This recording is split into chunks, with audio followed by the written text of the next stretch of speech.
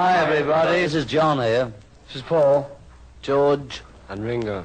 And we're very happy to be on your program once again. Hello everyone and welcome to show number 77 of Beatle News Briefs. I'm your host Steve Marinucci. Today we have another really big show. We have an interview with Zeek and Lefty Weekling, Bob Burger and Glenn Burtnik of the Weeklings, about their new album 3 that comes out on Friday, January 17th. So here we go. We talk all about the album and about the making of the album and talk about the song. So we'll also feature a song from the album at the end. So don't go away. Anyway, here's the interview. Take a listen. All right, welcome to Beatle News Briefs. We're with the Weeklings to talk about their new album 3. And who do we have on the line? Gentlemen, I'll let you identify yourself. Yeah, I'm Lefty Weekling, also known in the real world as Glenn Burtnik, and my cohort tonight is Zeek Weekling, also known as Bob Burger. Welcome, gentlemen. It's good to talk to you again. Pleasure. I have to ask, and I'm being a little humorous. You called the album 3. What other titles did you consider for the name of the album? I don't think we ever considered any other titles. Really? I will tell. Well, we actually wrote the song 3 before we were anywhere near thinking about an album title, and then it became like, well, that's obvious. Mm-hmm. Mm-hmm. Yeah, for people who haven't seen the album, there is a song called 3 on the album. Yeah, it's actually the album is named after the song. It's not just that it's the third album. Okay. I'm going to run down, if you don't mind. I'm going to run down the titles of the songs because the album doesn't get released until when? Friday. Okay. 17th. Okay. But in case people, when they hear this, have not seen the album, here's the songs: "I Want You Again," "In the Moment," 3, "Friday on My Mind," "1,000 Miles Away," "Baby You're a Rich Man," "Change Your Mind," "Running Away," "Baby Let Me Take You Home," "I Got the Love," and 765. And some of those you've actually released over the last year, correct? That's correct. Yeah. So how did the others? So you've had the others, especially the one that certainly comes to mind is the Peter Noone cover on "Friday on My Mind." But what brought all these together? What happened? You know, we had decided that in the current day and age, the albums aren't what they used to be in our culture right now. Right. And singles, we've kind of gone back to the early 60s mode, which is, singles are what matters. And I understand that in my own life. If a new album comes out or a new artist exists, I want to hear the single. I want to hear the best shot first. Mm-hmm.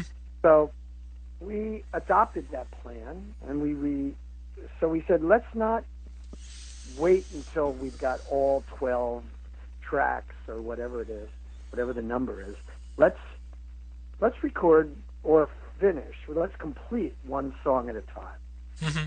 So, and then we'll release that as a single. And so that's how, almost half of the album is that, singles that we've released over the since our second album. And then we said, well, let's do the other half of the album. Let's have some new songs. So that's pretty much it, isn't it, Zeke? Yeah, and it is. And, also that in releasing singles as teasers toward the album, we were able to build some momentum along the way that, get some mileage, because we got a lot more play out of the songs individually. Mm-hmm. And what often happens with an album, you release an album and radio or whoever picks out one song and the rest of the album becomes ignored. And we thought we had good songs, and we didn't want to see that happen. So it was part of the reason why we did what we did. Okay. We also, I'd point out that we planned ahead and recorded just about half of this album at the same time we recorded our previous album. Okay, because I noticed that there is a credit for Studio 2, for Abbey Road Studio 2, where you did do the last album. So right. How many recorded? How many songs came out? How many songs came out of that for this album? I think 4. Okay. There were 5, but one of them didn't make it on the record. Oh, okay. And, hats off to Zeke. We decided, we had this big plan to let's fly to London, let's record. And my short-sighted thought was, let's just record one album. And Zeke said, no, let's record, as much as we can. Right. So it turned out to be almost an album and a half worth of material. So when we released our Studio 2 album, by the way, all recorded at Abbey Road Studio 2, where the Beatles did almost all their music. Right. We released that, but we had these other songs in our back pocket. And so we had time to remix, add any extra accoutrements, and eventually release each one as a single. And there's a few that we didn't release. So the album, so this third album has tracks from Abbey Road Studio 2, as well as some of the other studios we were in. Yeah, and the other cool thing was when we recorded the original batch of songs at Studio 2, we had the luxury of picking the ones that went together for the second album and holding back the songs that would go in the third album, realizing that they were different in their character. It wasn't that we put all the best songs in Studio 2 and then what was left over. We knew we had actually better songs that we held back because they didn't fit on that album thematically. Which brings up a point that I noticed in listening to the album, that this album is not just a 2.5. It's actually it is a 3. In other words, it's a progression from the first 2 albums. Is that correct? Definitely. Our entire thing has changed over time. We accidentally became a band doing these Beatle shows, and where we would note for note try to tear apart everything we could from various Beatle albums. And at some point, we realized that as a quartet, instead of all the horns and strings and stuff of the later albums, when we covered the early stuff, we loved the idea of the quartet arrangements. And that's how we started. Then we started to write songs to add to the Beatle repertoire. So that was the first album. First and second album had a lot of unknown Lennon-McCartney songs. So right.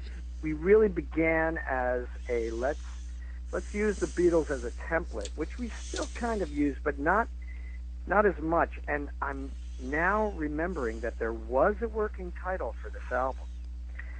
Really? It's no longer.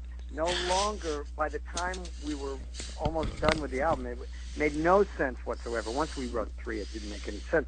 The working title was Plagiarism. Oh yeah. We were joking with the idea of like what we were trying to do, and what we've been trying to do is to draw as much as we can from the past songwriters, past Beatle records, right, and other 60s music, instead of copying anything from the 90s. While we're working on music, we bust each other. We say, that's kind of an 80s thought, if we're arranging or writing a song. So anyway, this album is definitely a progression in terms of it's not early 60s that we're going for. We're actually, on this album, we've found ourselves a little bit more. Yeah, and the other thing is on the first 2 records, especially the first one, we really copped to the Beatles model in that what we recorded in the studio was limited to a quartet with very few overdubs. Right. And so we relaxed that on this record and allowed ourselves more overdubs of guitars and added some piano here and there and added some percussion here and there that we wouldn't have done in the first 2, which gives it a different sound, definitely, than the first 2 albums. As far as songs go, like I said, that you've progressed ahead. I mean, the Beatles song is still there, like the mention of A Hard Day's Night in I Want You Again, and all sorts of things, but you really have taken this on, into a new area, which is really good. I love Change Your Mind. That really hit me as soon as I heard it. Any comments about that? What were you? I mean, that really is a beautiful song. I think that's a fantastic song. I'm glad you like it. That's a classic Glenn Burtnik. Is it? Oh yeah. And I was going to say that is possibly the least '60s inspired kind of songwriting and stuff. But I'm glad you like it. The good and bad thing about this album is that everybody has a different favorite so far. So you're the first person that has singled that one out. What are your favorites? Do you guys have favorites? That's hard for me. It's hard for me too. Yeah. I mean, actually, because they all have different merits.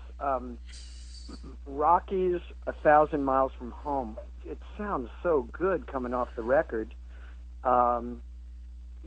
Obviously, the Easy Beats cover that we did, "Friday on My Mind," with the great Peter Noone singing. That's a thrill. It's a thrill of a lifetime for power pop aficionados like us. Right.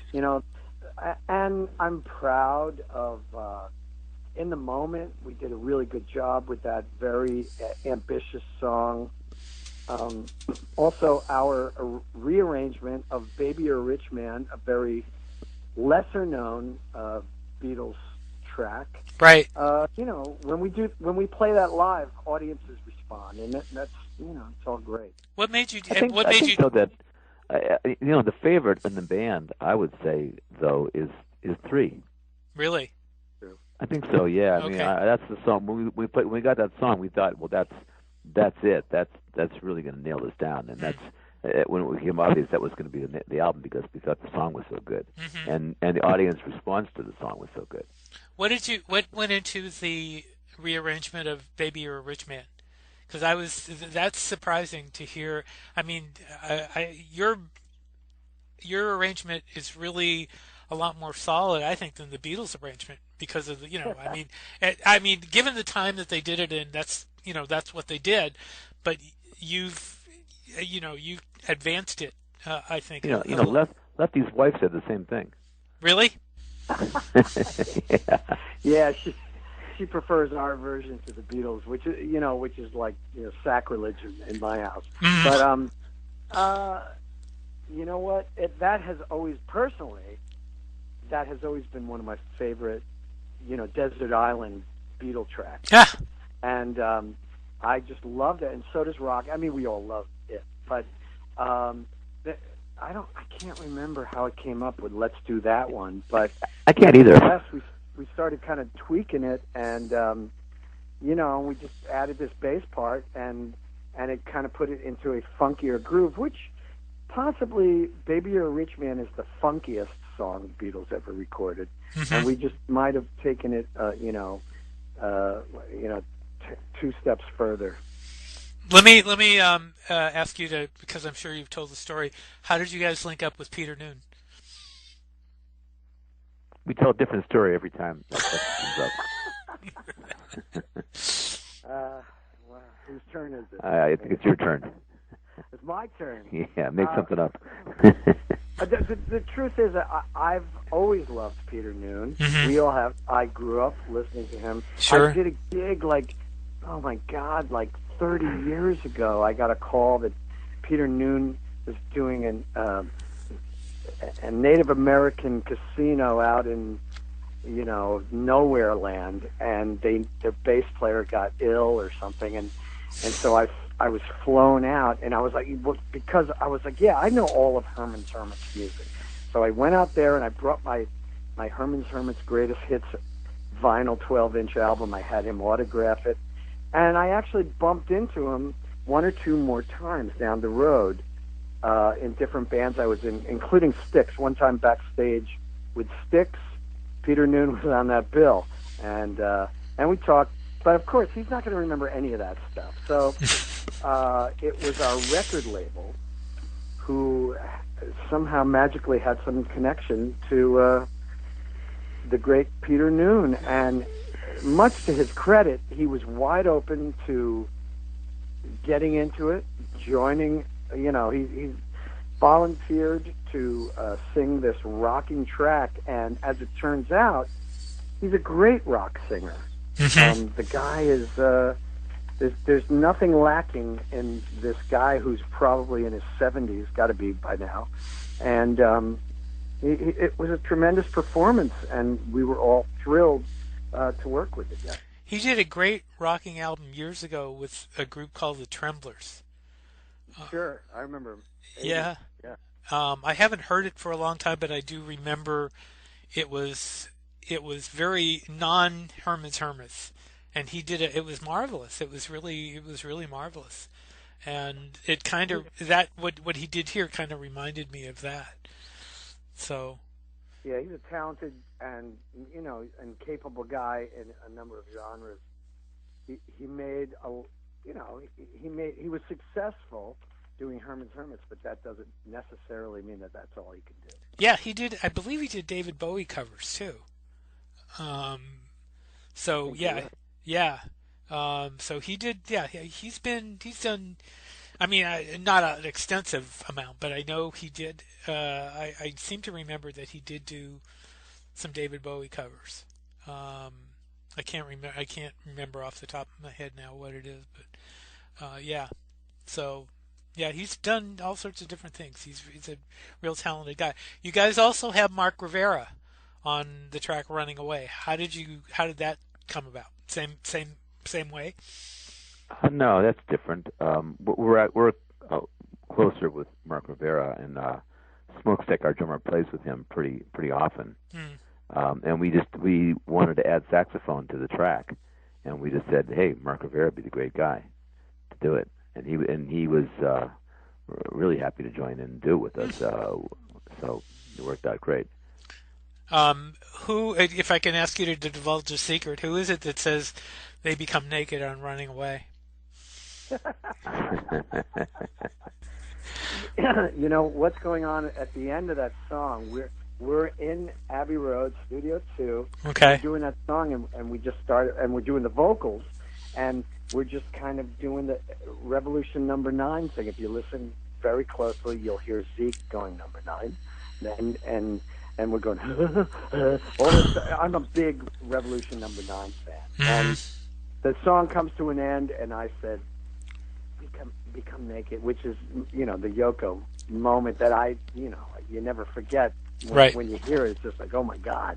And then we all laughed, and we decided to keep it on the record. And it's silly, but it shows that we're having fun. Mm-hmm. Yes, it definitely does. It definitely does. So what plans do you have in the wake of the release of the album? You guys going to be doing a lot of concerts, in the early part of the year?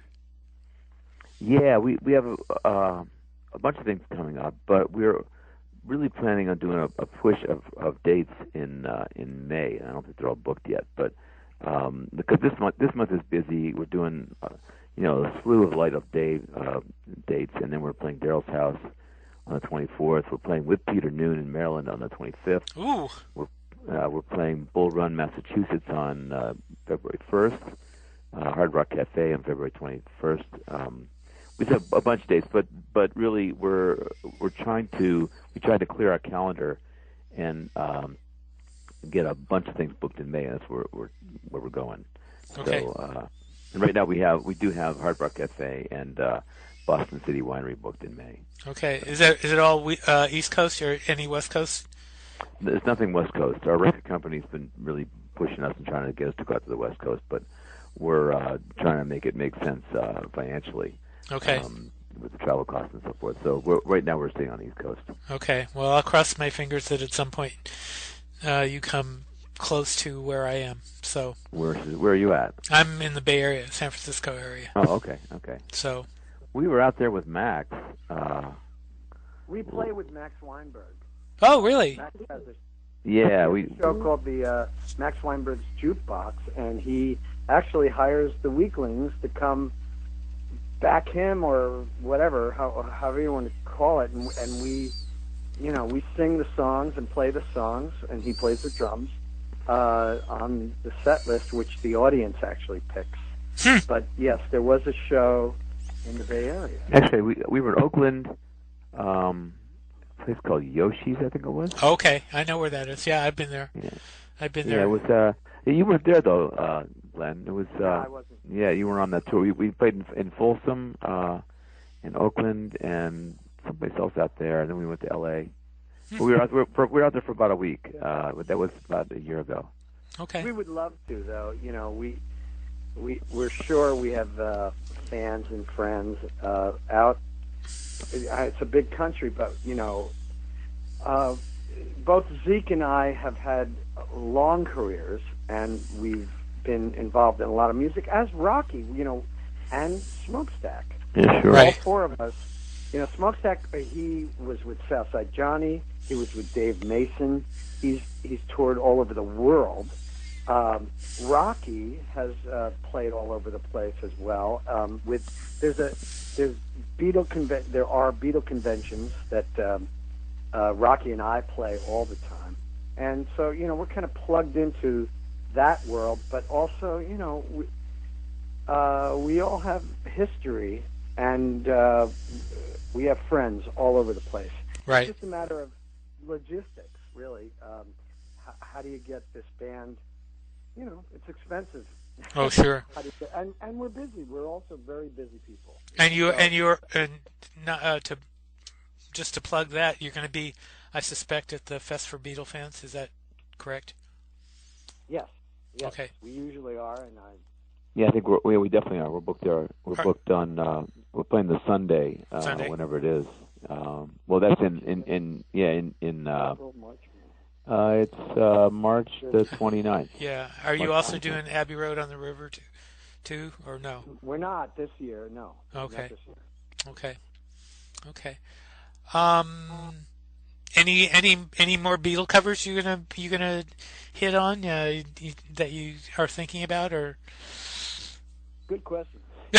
We had done all of those lesser known Beatle compositions that Lennon and McCartney compositions and Harrison that the Beatles didn't record. Right. And we put those on our first record, and we kind of almost ran out. There aren't many left because there are some weird things still laying around that we played with Mary Jane a little bit. Yes. We played around with it. At this point, I don't think we have plans on any Beatle covers right now. What about actually doing number 9? We've done it before live. Have you? Believe it or not. Yeah. But I mean, it's one of those things. It's like it's a great exercise, and who wants to hear it though? That's the issue. It's like, okay, I love doing these exercises, but what is the value for an audience? Sure. When you do these things. Maybe there is a way to do it. Certainly, there's been a lot that has come out about that particular song, how it was really the ending of Revolution 1. Right. How it really was part of the song, and it's like, okay, so maybe maybe if we work really hard, we could come up with our own take on it. But all of these things are highly questioned. I don't know how you cover that thing, though. It's like, what would you cover? It's mostly sound effects and voices. Yeah, it's music concrete. I was modern. I was thinking you could do what Glenn was just talking about, where you could do that version where they did kind of went between both songs. Maybe that's a good idea. Thank you for that. Yeah. That maybe I'll look at that tonight. Okay. All right. Anyway, I will say this, though. Go ahead. We have been evolving. We are kind of stylistically different than we were in the first album. As Zeke said, our first album was recorded live. We didn't fix a lot. We didn't overdub a lot. We didn't, we said, okay, we're going to do this the way the Beatles recorded their first two albums, which was absolutely live. And that was a very different experience than what we did on Studio 2, and even more so on number 3, the third album. So we're evolving. There comes a point where you have to be true to the art as opposed to some conceptual idea you have about let's stay retro. Sure. There was a speech of Bruce Springsteen's where he said, it doesn't matter if you're using tubes or if you're going analog, which is a very popular notion among musicians who are in search of these conceptual ideas. But really, the song is what matters. The performance is what matters, and we're paying attention to the more important things now, I think. Okay. All right.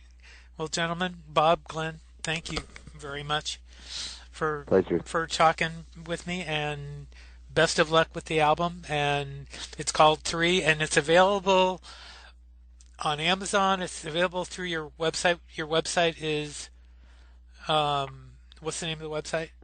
www.weeklings.com. Okay. Weeklings. Okay. Is there any other place that people can pick it up besides Amazon, and assuming, and also probably there are record stores. Oh, that's true. Yeah, there are record stores if you're lucky. And there's also iTunes. We're on iTunes, and so we have other outlets. And then, of course, you can get them directly from us. Okay. All right, gentlemen, thank you, and best of luck to you, and take care. We talked during the interview about Change Your Mind, which is an example of the progression that the Weeklings have done with this album. Well, thanks to Marty Scott and Gem Records, here is Change Your Mind from the Weeklings 3 album. You talk so loud, you know so much, you're such a genius. How come you're never satisfied? When all you wanna do is start a war between us. What will it take to change your mind? Change your mind.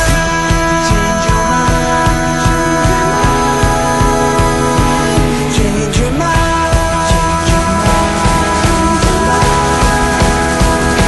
'Cause you're gonna need to read between the lines.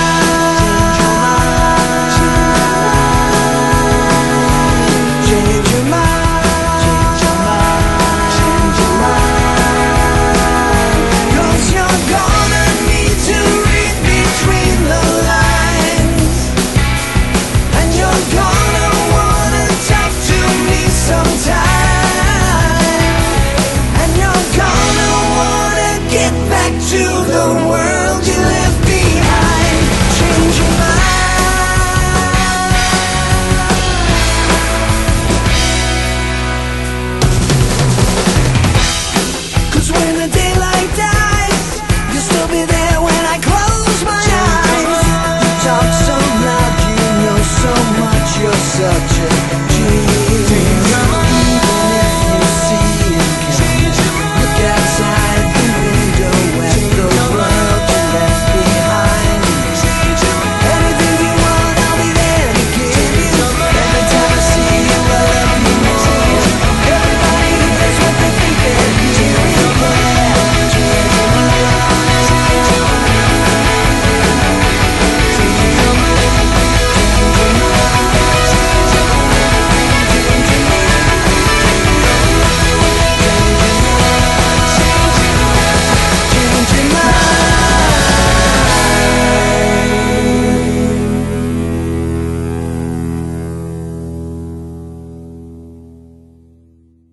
Thanks to Marty Scott and Gem Records for allowing us to give you a taste of the 3 album with the great track Change Your Mind. Thanks again to Zeek and Lefty for the interview. You can find our shows on iTunes, Google Play, Fab4Radio.com, Beatlesorama, and wherever your podcasts are found. Join our Beatles news and information page on Facebook, and check out our That's What I Want Beatles store page on Facebook for great deals for yourself and your favorite Beatle fan. Thanks for listening. Until next time, this is Steve Marinucci saying, Be seeing you.